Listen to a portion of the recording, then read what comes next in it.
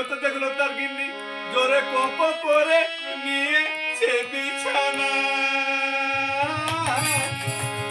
তার হাড় ভিড়ানো রোগা ছেলে, তার হাড় ভিড়ানো রোগা ছেলে, পেট জোড়া তার লিভার পিলে, খেচু খেচু গিলে গিলে তুলছে পটল তিলে তিলে, আবার উল্টে পড়ে টসকে দিলে না।